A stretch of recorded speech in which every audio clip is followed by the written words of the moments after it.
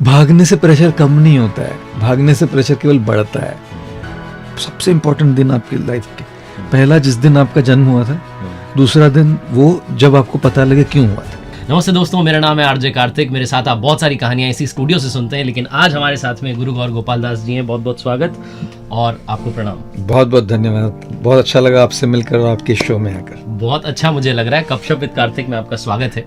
सबसे पहले बहुत सारे लोग इस सवाल का जवाब जानना चाहते हैं कि आपको कब ये लगा कि मुझे अब ये मोह माया से, इस संसारिक जो बंधन है, इससे छोड़ करके प्रभु की तरफ बढ़ना। जी, मुझे ऐसा लगता है कि हम सबकी जो एक जर्नी होती है, एक जो सफ़र होता है, चाहे वो अध्यात्म की ओर हो, चाहे वो ईश्वर की ओर हो, वो जो सफ़र है वो हमारे भीतर छिपा हुआ है। जैसे माइकलांजेलो को किसी ने पूछा कि आप इतनी अच्छी मूर्ति कैसे बना लेते हैं, तो उन्होंने कहा कि मूर्ति तो पहले मार्बल में रहती है, मैं बस ऊपर जो एक्सेस मार्बल है उसको निकालता हूँ, वो बस प्रकट होती जाती है। ठीक वैसे हमारा सफ़र भी उस मूर्ति की तरह हमारे भीतर है, बस थोड़े थोड़ा जो ऊपर का जो अंधेरा है, ऊपर के जो कन्फ्यूजन्स है, वो निकलते जाते तो हमारा सफ़र, हमारा पाथ इवॉल्व होता जाता है। तो मेरे लिए ये बचपन से ही ये सारे सवाल थे, बचपन से ये थोड़ा इन सब चीज़ों के प्रति आसक्ति थी, एक अटैचमेंट थी। लेकिन इंजीनियरिंग कॉलेज में जब पहुंचा तो और भी थोड़ा लगा कि कुछ इन सवालों के जवाब मिल जाए, और जब जॉब स्टार्ट कर दी तो तब तो जरूर लगा कि अब इन सवालों के जवाब चाहिए। तो आप वेल सेटल थे, आपने इलेक्ट्रिकल इंजीनियरिंग की है जी, तो सबके बावजूद आप इधर आ गए। जी, बड़ा मुश्किल होता है जी। और आज के टाइम में तो लोग कहते हैं कि भैया मोबाइल आपके पास आ गया तो आप छोड़ ही नहीं सकते दुनियादारी जी। तो कैसे आप आ गए? कितना इजी रहा, डिफिकल्ट रहा? जी, इजी भी और डिफिकल्ट भी, दोनों होता है। सबसे पहले तो मैं जब HP में जॉब कर रहा था तो मैंने अपने आप से एक सवाल पूछा कि अगर मैं एवरेज 8 घंटा रोज का जॉब पर काम करता हूँ, अपने वर्क प्लेस में 8 घंटे रहता हूँ, और हफ्ते के 5 दिन वीकेंड छुट्टी हो तो हफ्ते के 40 घंटे मेरे वर्क प्लेस पे जाते हैं, और अगर साल में मैं 50 घंटे काम करता हूँ तो 50 हफ्ते काम करता हूँ तो साल के 2000 घंटे वर्क प्लेस पे जाते हैं, और अगर जिंदगी भर 45 साल काम करूं तो जिंदगी के 90,000 घंटे मेरे वर्क प्लेस पे जाने वाले हैं, जो मेरे जिंदगी के 10 साल है। तो मैंने अपने आप से बस एक ही सवाल पूछा कि मेरे 90,000 घंटे मुझे मुस्कुराते हुए बिताने हैं कि रोते हुए बिताने हैं। और हालांकि मेरी जॉब में और मेरे वर्क में मैं बहुत अच्छा था, लेकिन मुझे ये लगा कि I am not cut for this. तब फिर मैंने अपने आप से पूछा तो इसके लिए कट नहीं तो फिर क्या करना क्या चाह रहे? फिर वो जो स्पिरिचुअल कॉलिंग थी उसको और इसको कंबाइन कर दिया कि let my spiritual calling and my work B combined together. तो उस दृष्टि से थोड़ा कठिन इसलिए था, मुश्किल इसलिए था कि एक बड़ा रिस्क है ये। मतलब ये कोई जॉब शिफ्टिंग नहीं है ये यहाँ से एक सेटल्ड जॉब से आकर ये कपड़े, गेरुए कपड़े पहनकर बस आकर तो एक दृष्टि से थोड़ा रिस्क था, तो थोड़ा कठिन था। और आसान इसलिए था कि अगर किसी से प्यार हो जाए तो कितनी ही दिक्कतें आ जाए वो आसान हो जाता है। बिल्कुल सही। तो जिस बात से, जिस काम से आपका प्यार हो जाता है तो फिर बस परमात्मा ने बुला लिया, बस आ जाओ। आपसे मैं जानना चाह रहा हूँ, काफी लोगों ने सवाल भेजा कि गुरुजी से आप पूछिए कि what is the purpose of life, इस जीवन का उद्देश्य क्या है? क्या है उद्देश्य आपके शब्दों में अगर आप? मार्क ट्वेन ने एक बहुत अच्छी बात कही थी कि there are 2 most important days in your life. सबसे इम्पोर्टेंट दिन आपकी लाइफ के, पहला जिस दिन आपका जन्म हुआ था, दूसरा दिन वो जब आपको पता लगे क्यों हुआ था। So, जिस दिन हम डिस्कवर कर ले कि हमारा पर्पस क्या है, वो तो परफेक्ट दिन होगा। लेकिन अगर आप मुझसे पूछे पर्पस हमारे जीवन का पैसे कमाना तो नहीं हो सकता केवल, वो सब छूट जाएगा ना पीछे।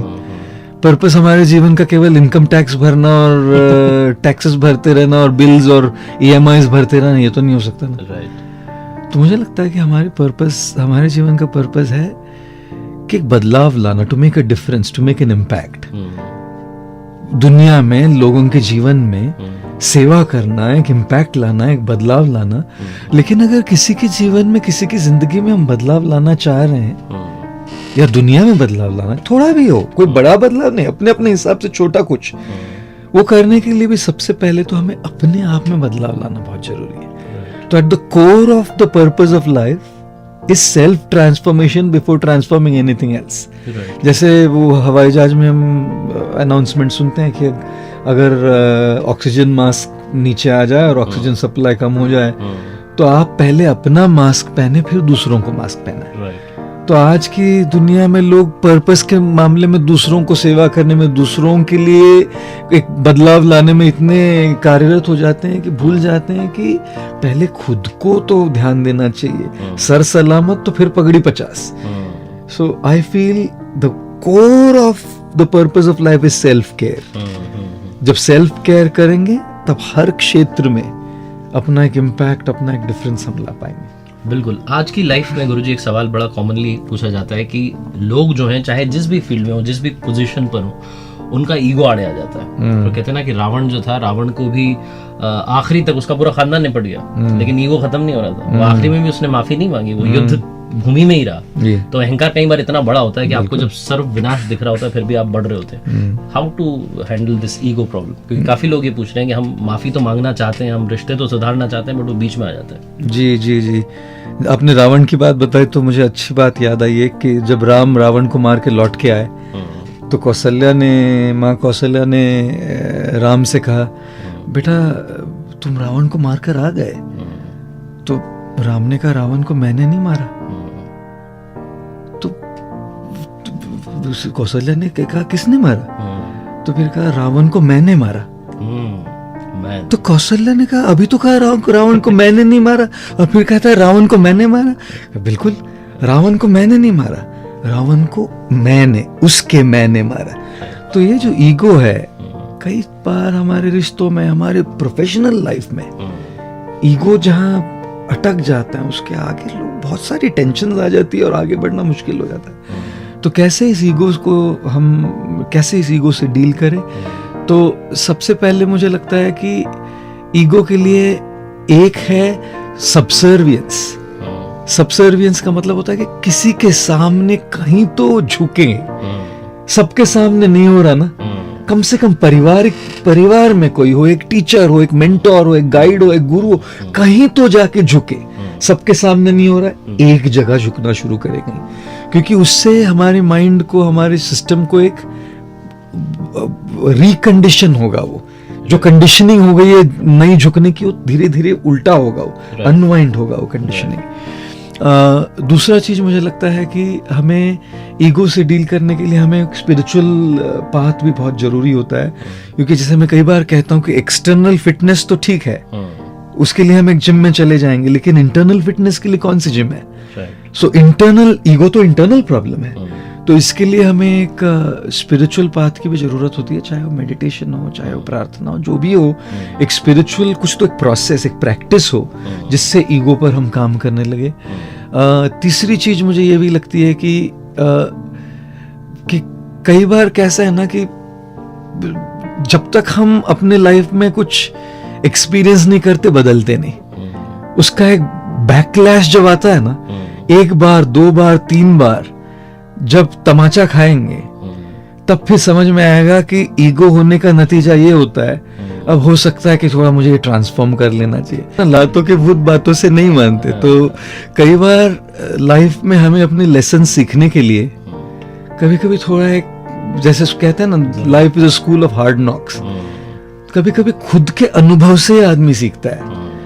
तो ये सारा कॉम्बिनेशन है कि हम किसी के सामने सबसर्विएंट हो जाए, एक स्पिरिचुअल पाथ हो, और फिर जिंदगी सिखा देती है। जिंदगी धीरे धीरे सिखा देती है कि भाई ये बहुत महंगा पड़ेगा इगोइस्टिक रहना। लेकिन कभी कभी वहां उस अनुभव तक पहुंचने में बहुत कुछ खो देते हैं लोग। अभी मैं कहानियां काफी सुनाता हूँ, तो एक कहानी मैं आपकी भी सुनना चाहता हूँ। ऐसी कोई कहानी जो आपको डिफाइन करती हो, ऐसा कोई किस्सा आपकी लाइफ में रिसेंटली हुआ, थोड़ा पहले हुआ हो, जो आप साझा करना चाहें? जी, परसों मैं किसी से बोल रहा था कि मैं एक बार न्यूयॉर्क शहर में था और वहाँ एक व्यक्ति मेरे पास आया।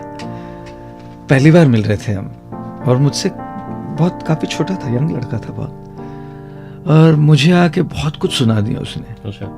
मतलब मेरे मुंह पर आके सुना दिया बहुत कुछ। मुझे कहा कि आपसे ईगोइस्टिक व्यक्ति मैंने आज तक कभी देखा नहीं। और कहने लगा कि कभी आपके गुरु के पास देखिए, उनसे सीखनी चाहिए विनम्रता, उनसे सीखना चाहिए कि कैसे बोला जाता है।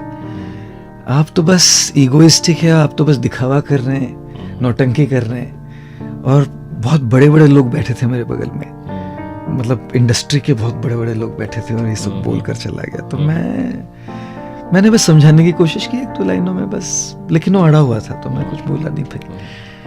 और ये न्यू जर्सी में था, और जब मैं न्यूयॉर्क में था तो मैनहट्टन में रहता हूँ मैं, तो एक 45 मिनट्स की ड्राइव थी। तो हम जहाँ रहता था वहाँ करीब 12:45 बजे रात को पहुँचे हम। तो इंडिया और न्यूयॉर्क के टाइम में डिफरेंस होने की वजह से मैं रात में सोने से पहले भी ईमेल चेक करता हूँ कि कुछ कभी इम्पोर्टेंट कुछ इंडिया में हो तो फिर मैंने ईमेल देखा, तो जब तक हम पहुंच गए थे यहाँ, उसने एक लंबी ईमेल लिखी थी मुझे, उसी व्यक्ति ने। अच्छा। बहुत लंबी ईमेल और ऐसी ऐसी बातें सुनाई उसमें मुझे। तब जब आप रात को ऐसा कुछ पढ़ते हैं सोने से पहले, और वो भी अपने बारे में, जब कोई आपको ऐसी बातें सुना रहा है तो नींद कैसे आएगी आपको? लेकिन मैंने अपने आप को प्लेजेंटली सरप्राइज कर दिया। अच्छा।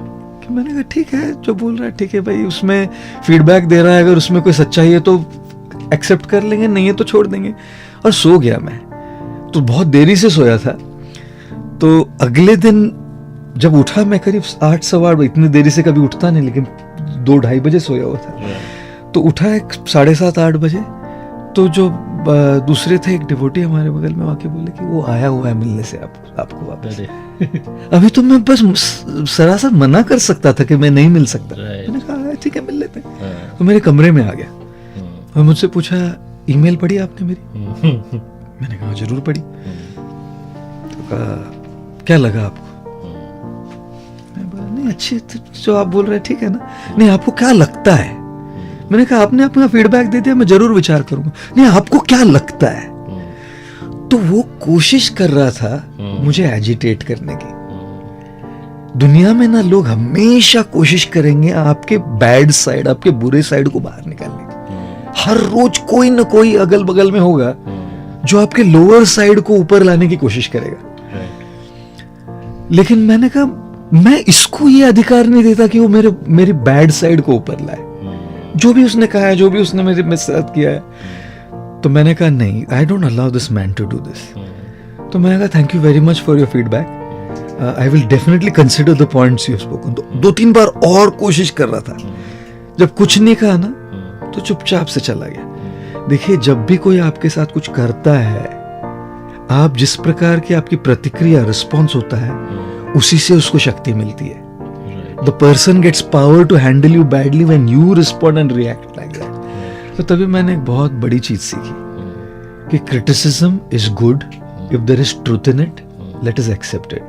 If there is no truth, सच्चाई नहीं है, छोड़ दीजिए। दूसरों के मुंह लगकर, उनको भला बुरा कहकर और उनको यह अधिकार देकर कि मेरा बैड साइड निकाले, हमारा क्या लाभ हुआ उसमें? But then I thought this is not worth it. तो फिर 1 साल बाद जब मैं गया न्यूयॉर्क, फिर आया लौट के माफी मांगने के लिए कि I am very very sorry, मैंने बहुत बड़ी गलती की आपके साथ। मैंने गलती कुछ नहीं की, आपने जो आपको दिल में लगा बोल दिया ना। You are honest to share that this was something that you felt, don't worry, it's okay. बोला आप मुझे प्लीज फॉरगिव कर दीजिए, क्षमा कर दीजिए। मैंने कहा भैया फॉरगिव करने के लिए पहले आपने कुछ किया होता तो मैं क्षमा करूँ ना। फॉरगिव कब किया जाता है? जब आपने कुछ गलत किया हो मेरे साथ। अपने हिसाब से आपने सही किया ना, ठीक है, कोई बात नहीं, it's okay. So I can never forget the story. आखिरी में जाते जाते मैं आपसे जानना चाह रहा हूँ कि बहुत सारे जो लोग हैं आज प्रेशर हैंडल कर रहे हैं, चाहे वो कोविड के बाद में उनका जॉब का हो, एग्जाम का हो, सिचुएशन जो तो भी चल रही हो लाइफ में, प्रेशर सिचुएशन जब आ जाए, जब आपको लगे कि अब हर तरफ से घिर गए हो, तो क्या करना चाहिए? अगर आप आखिरी में बताएं। देखिए प्रेशर तो हमेशा रहने वाला है, कोविड हो या नहीं हो, प्रेशर हम पर हमेशा रहने वाला है। तो सिचुएशनल प्रेशर हैंडल करने की बात नहीं, हमको रेगुलरली प्रेशर कैसे हैंडल करना है बहुत ज्यादा जरूरी है हमारे लिए। और मुझे ऐसा लगता है कि हम अपने लाइफ में ना पॉज करना भूल गए। जितना आप भागते रहेंगे, भागने से प्रेशर कम नहीं होता है, भागने से प्रेशर केवल बढ़ता है। तो भगदड़ तो करनी ही है, भागना तो है ही है, ये रुकने वाला थोड़ी है। बस इस भगदड़ के बीच में थोड़ा सा एक पॉज करना बहुत जरूरी है। रोज हो सके तो रोज 15 मिनट, 20 मिनट बस अपने साथ बिताइए, जो आपको अच्छा लगता है वो कीजिए। चाहे आपको संगीत सुनना अच्छा लगता है, जैसे अनवाइंड कीजिए म्यूजिक सुनकर। आपको किताब पढ़ना अच्छा लगता है, उसको सुनकर आप पॉज कीजिए। आपको अपने साथ, अपने आप के साथ संबंध जोड़ना है मेडिटेशन से, वो करके पॉज कीजिए। अगर आपको ईश्वर के साथ संबंध जोड़ करके अनवाइंड करना है, वो करके पॉज कीजिए। लेकिन पॉज कीजिए और अपने आप पर ध्यान दीजिए, क्योंकि ये जो भगदड़ है ये रुकने वाली नहीं है और प्रेशर कोई कम होने वाला है नहीं। तो आप तैयार कीजिए। कहते हैं ना, आर्मी में एक कहावत है, if you sweat more in peace you bleed less in war. तो जब शांति, थोड़ा समय मिल जाए, prepare yourself in a way that it affects you less. I can't say it won't affect you, but it'll affect you less. Absolutely. Thank you so much, गुरुजी, आज आपने समय निकाला बात। Thank you, sir. Thank you. सादर प्रणाम आपको। Thank you. बहुत बहुत धन्यवाद।